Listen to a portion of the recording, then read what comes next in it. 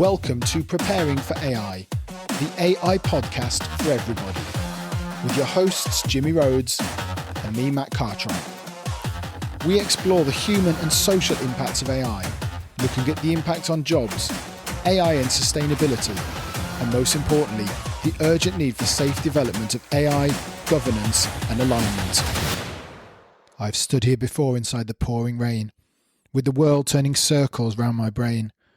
I guess I'm always hoping that you'll end this rain, but it's my destiny to be the king of pain. Welcome to Preparing for AI with me, Matt Cartwright, and just me, Matt Cartwright, this week. So Jimmy is traveling. He is overseas doing our latest venture capital round. We're trying to raise enough money to buy a cardboard backdrop so that we can put our logo on it and then we can record YouTube videos. But yeah, he's not with us this week. So we're going to be back pretty soon with a monthly roundup episode. And one of the things that we're going to be exploring on that episode is LM Notebook. So I'm not going to go into too much detail, but if you haven't heard of it, LM Notebook is a new application by Google. I think it's fair to say it's probably one of the most useful practical uses of AI and large language models that we've seen this year. It's not an agentic model, but what it is something where, well, actually, I'm just going to tell you the most interesting use of it. It's got several uses, ways in which you can present and summarize documents. But what it can also do, it can take a load of text or audio, and it can then create a podcast for you. So this could be the end of podcasts. So maybe we don't need that backdrop after all. But hoping that it's not, what I think it is a really cool tool that people will be able to, for example, get a load of text and make it into a really short podcast that people can listen to. So like in a work environment, you want to train people on something, maybe a more fun way to do it is make it into a podcast that everybody can listen to. And the way that it does this, you literally upload a audio file or a PDF or a .txt file, and it will analyze it. And then it will create a podcast based on that. So it embellishes it a bit. It's not literally, it's not reading out the words. It's a bit more interesting than that. I think it's a bit vanilla, to be honest. And it's obviously in early stages. If you were listening to the same people presenting a podcast on absolutely everything, you'd get pretty bored of it. And I think there are just two voices that do it. But it's pretty amazing that you can just get a document and you can create podcasts with it. So what we've done, and what I hope will be kind of interesting and won't take too long, is I've used the transcripts from 2 episodes of the podcast that we've done previously. The first one is our second most popular episode, which is one of the early episodes we did. It was the first sustainability one, which is Energy and AI with Anders Hove. And then the second one is a pretty recent one. Artificial appetite is our AI-powered future being forced upon us. So what I did is just took the 2 transcripts on this, I put them into PDF files, I uploaded it, and I just let it create a podcast. The first one is 7 minutes long. The second one is 13 minutes long. So I'm just going to put them on there. I hope that people will spend a little bit of time listening to it. And if you've listened to the original episode, then hopefully you can compare it. If you haven't, then maybe you want to listen to the 2 next to each other. That's all we're going to do for this really short episode. We'll be back, like I said, next week with our monthly roundup. But I hope you enjoy this. So 2 Notebook LM created versions of previous episodes where they've somehow managed to reduce 1 hour and 20 minutes down into 13 minutes. So who knows, maybe you would prefer us to just do this from now on and stop producing our own podcasts. But I hope you enjoy it. If you have any comments or feedback, it'd be really great to hear whether you think it is an interesting use, whether you prefer us to just do 30-minute podcasts from now on, or whether you think it just sounds kind of boring and vanilla, which is kind of where I'm at the moment. I think it's an amazing feature. I think it will be great, like I said, for summarizing things and creating kind of educational versions of a document. I'm not sure at the moment that it's going to replace podcasts, but I might be wrong. So yeah, if you want to let us know, there is a facility. You can see it just below in the information of this podcast, in the show notes. It allows you to send us a text message free of charge. You can also email us. You can also put it in the comments. But yeah, be really interested to feedback. So here we go. First up, AI and Energy, the LM Notebook edit. Enjoy. Welcome back, everybody, for another deep dive. Today, we're going to be really digging into something that's been buzzing around a lot lately, AI and how it impacts energy. We've got reports coming out our ears, some saying it's the silver bullet for a greener future, others, well, not so much. Yeah, and that's what makes this such a fascinating topic, right? It's this weird balance. Yeah. On one hand, you've got AI with the potential to completely revolutionize how we use energy, make things way more efficient. Right. Like I was reading this one report and they were talking about AI basically being the conductor of a city's energy grid. Like imagine it predicting exactly when you'll get those solar power surges or when the wind's really going to be cranking those turbines, and then it just seamlessly distributes that power throughout the city. It's a pretty amazing vision. Yeah. But here's the catch on that AI magic requires some serious juice.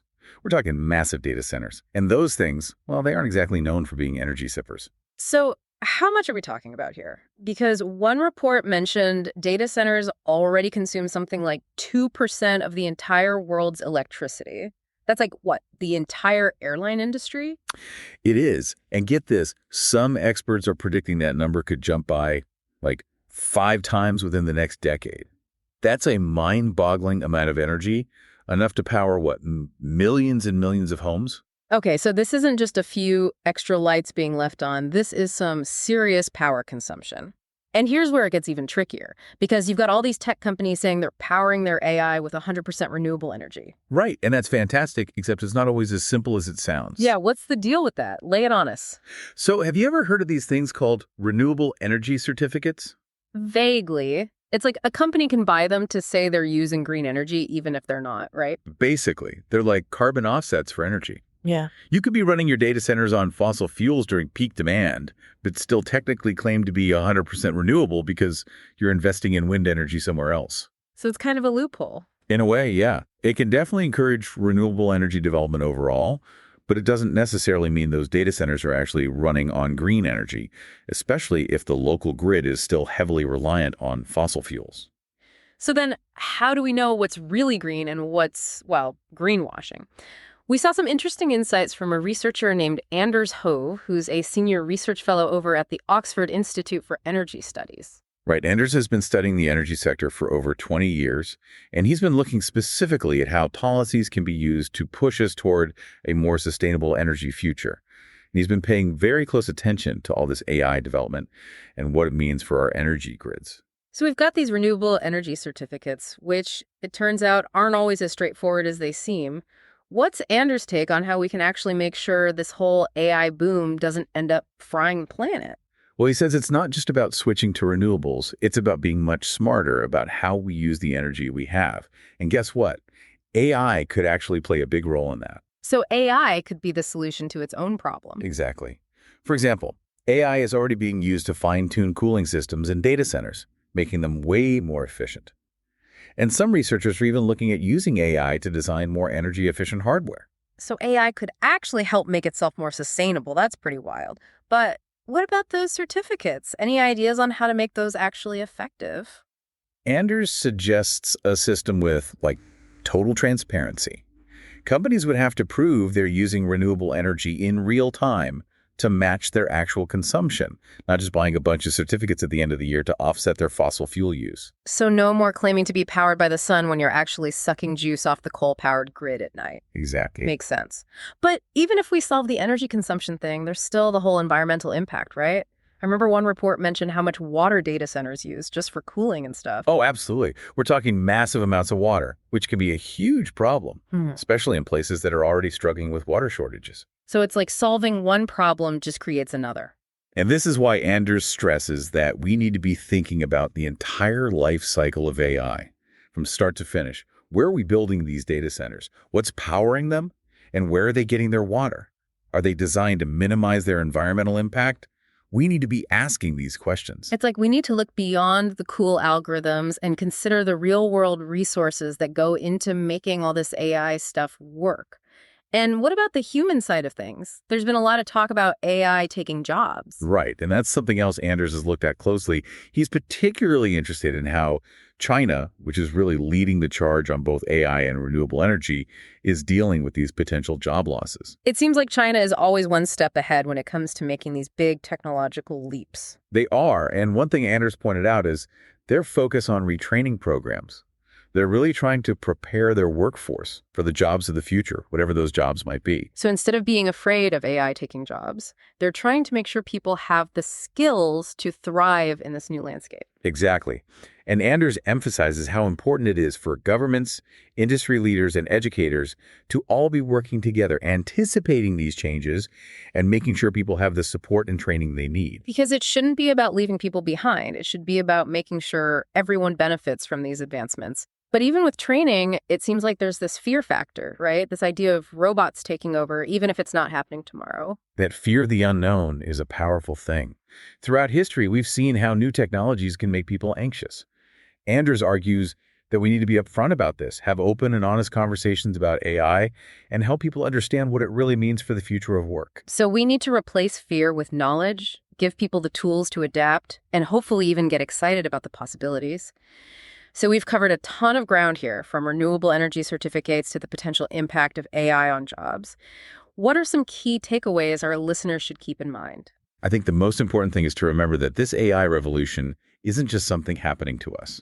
It's not like we're just watching it on TV, we're right in the middle of it.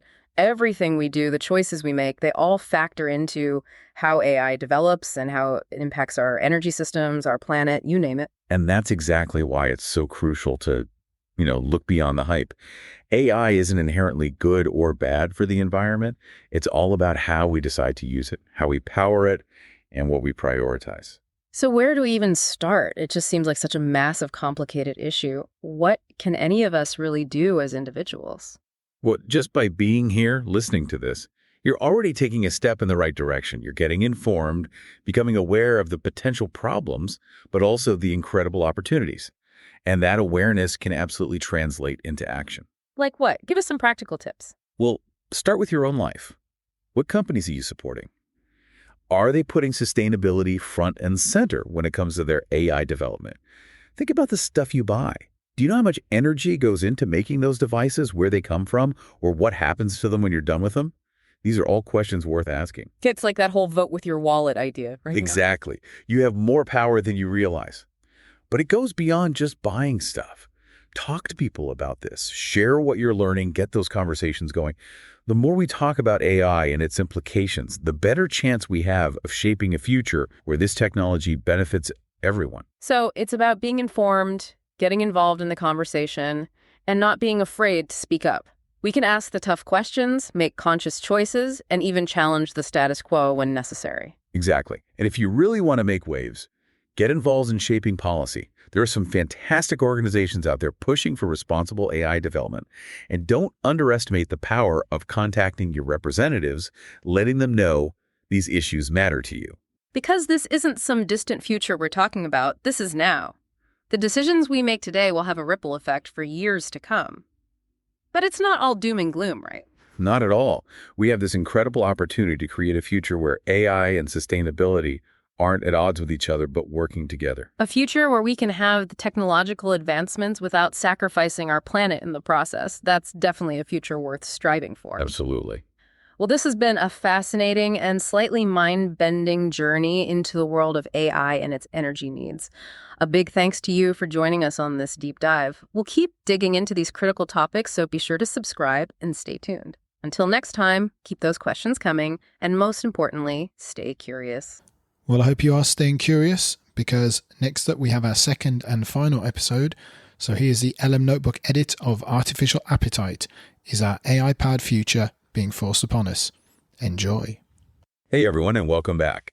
It feels like everywhere you turn these days, AI is exploding. Kind of like handing a kid a sugar-loaded ice cream cone at a birthday party. Yeah. They're going to go wild. It's inescapable. But the question is this massive AI wave something society really wants? Mm-hmm. Or is it something that's just kind of happening to us? What do you think? Oh, that's a great question to start off with. It makes me think about how we all jumped on the social media bandwagon back in the day. Remember how shiny and exciting it all seemed, all those promises.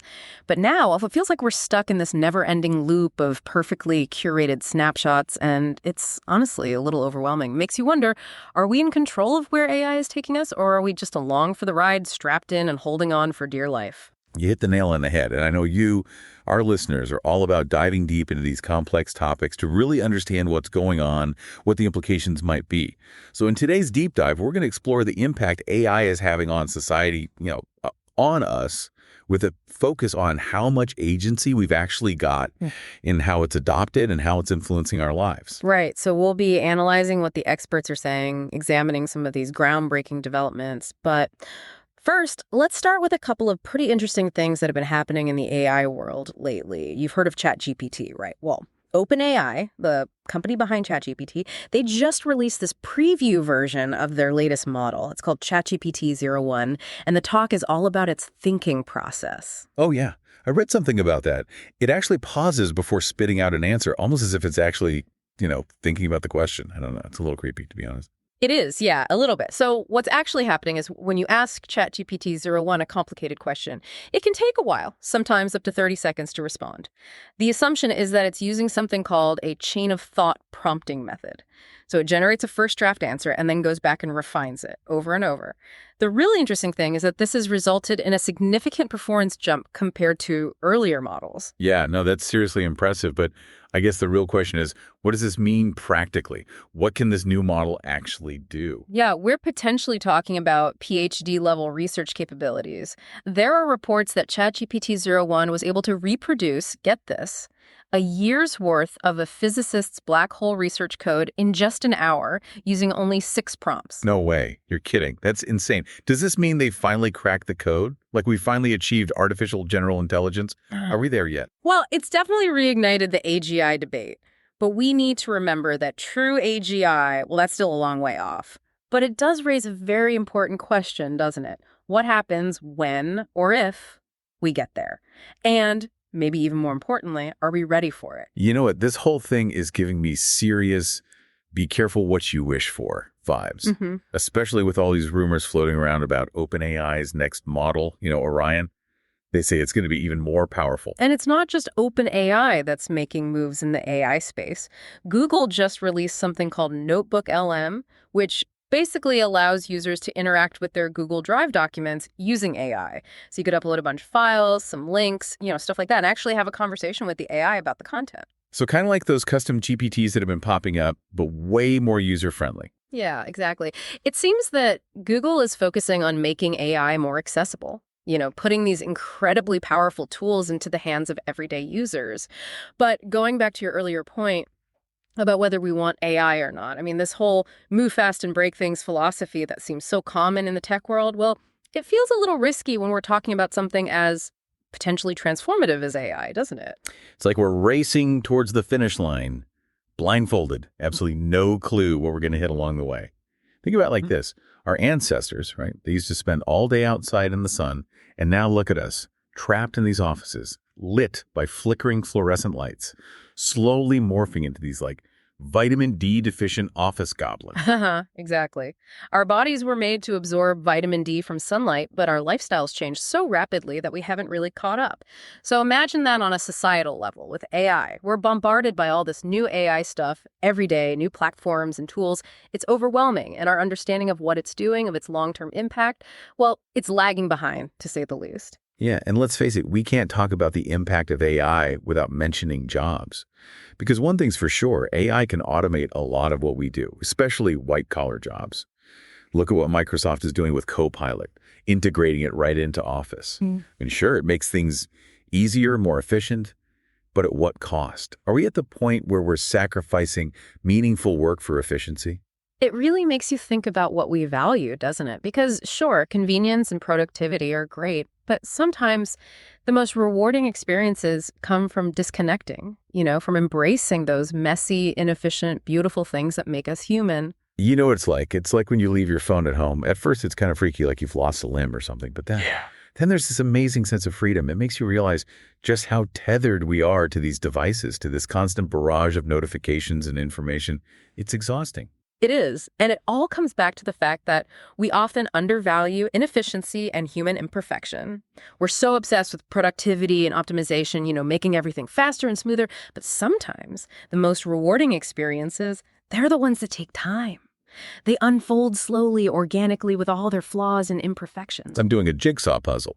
Sure, a robot could probably put one together in, 2 seconds? But that would be incredibly boring, right? The fun, the joy, it's in the process and sorting through those pieces, getting frustrated, and then that aha moment when it all comes together. Exactly. It's like comparing watching a live concert to listening to a perfectly mastered studio recording.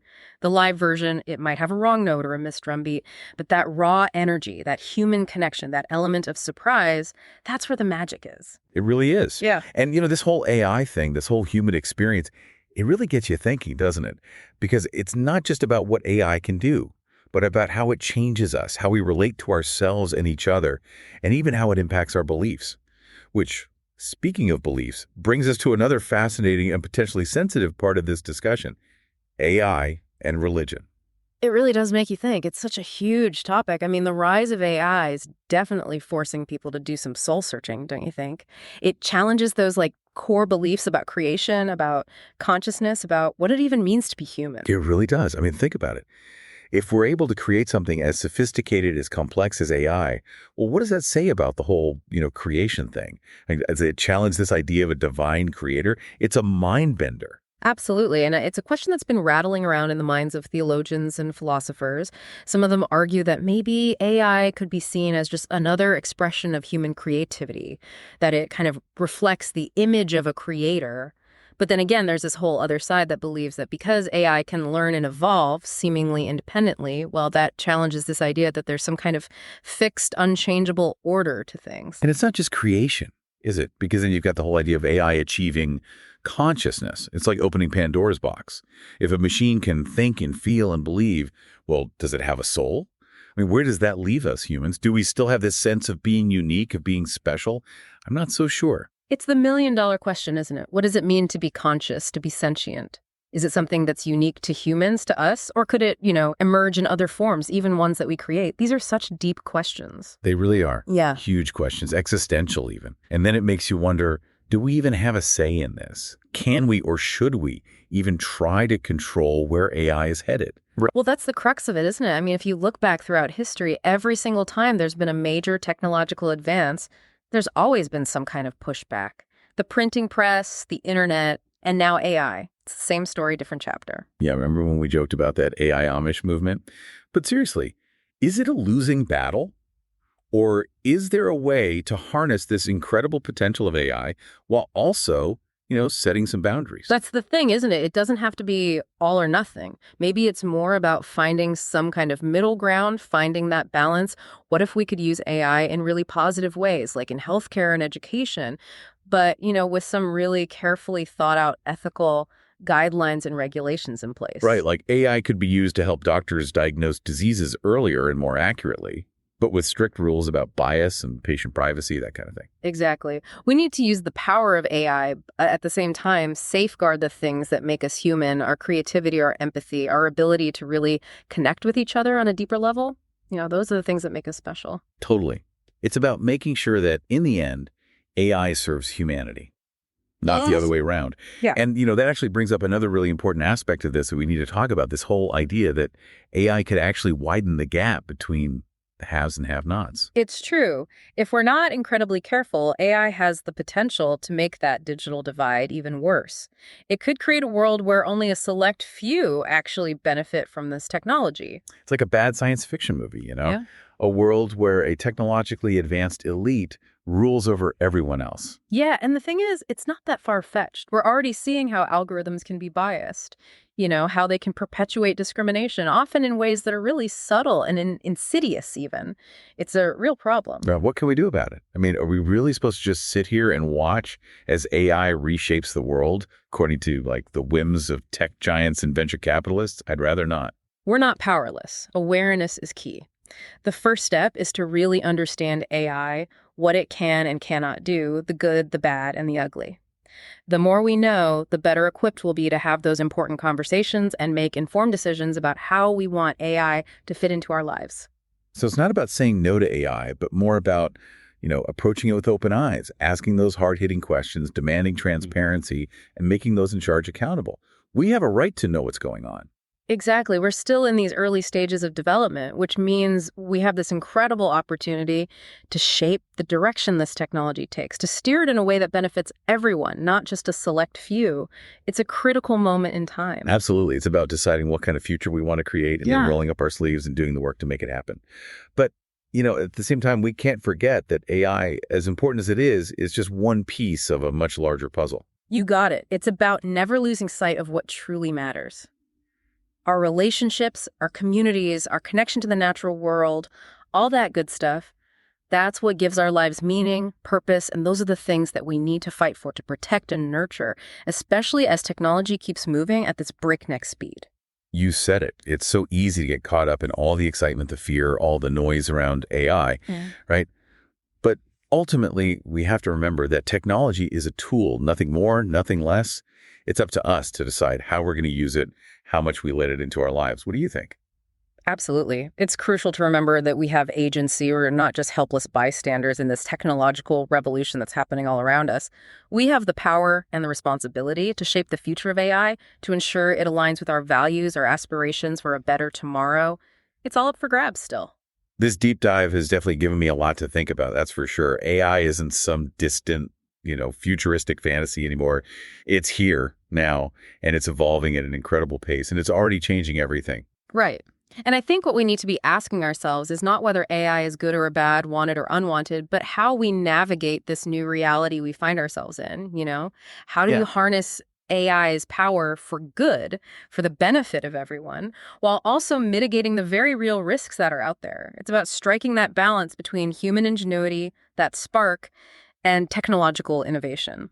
That's where the magic happens. Totally. It's about staying informed, being engaged, and maybe even being a little skeptical, asking the tough questions, challenging assumptions, and, demanding transparency from those in charge. Exactly. It's a two-way street.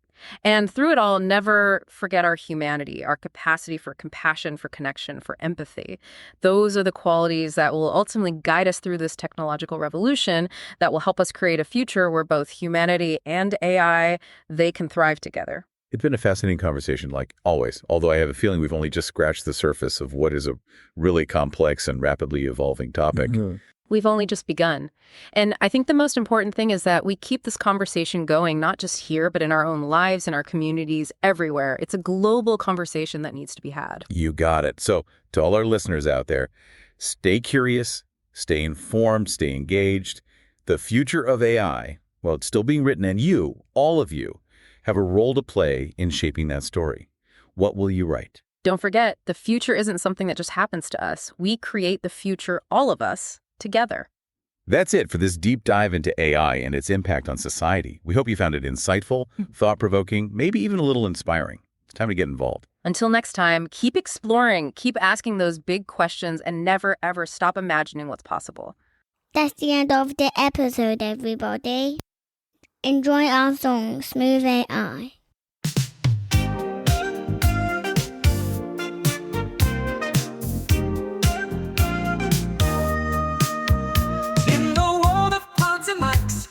Notebooks taking flight, AI-generated shows, filling airwaves, here it goes. Oh, LM Notebook, you're taking over. Podcasters wonder, is there time up? Your vanilla style, so clean and proper. For corporate ears, you're quite the topper. Educational content flows from algorithms, goodness knows. No human touch, no real soul, just data points to reach a goal. Educational content flows from algorithms, goodness knows. No human touch, no real soul, just data points to reach a goal. LM Notebook, you're taking over. Podcasters wonder, is there time up? Your vanilla style, so clean and proper. For corporate ears, you're quite the topper. There's hope, a shining light. Matt and Jimmy, they're doing it right. Preparing for AI, so sharp and smart. One podcast AI can't tear apart. Oh, LM Notebook, you're here to stay. For Black corporate talks, you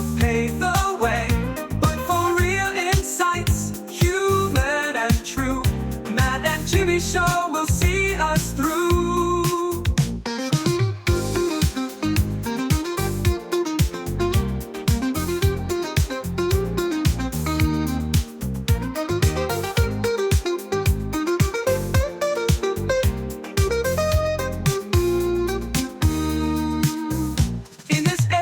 Podcast race, one human show keeps its place, preparing for AI forever strong, the one pod AI can't prove wrong.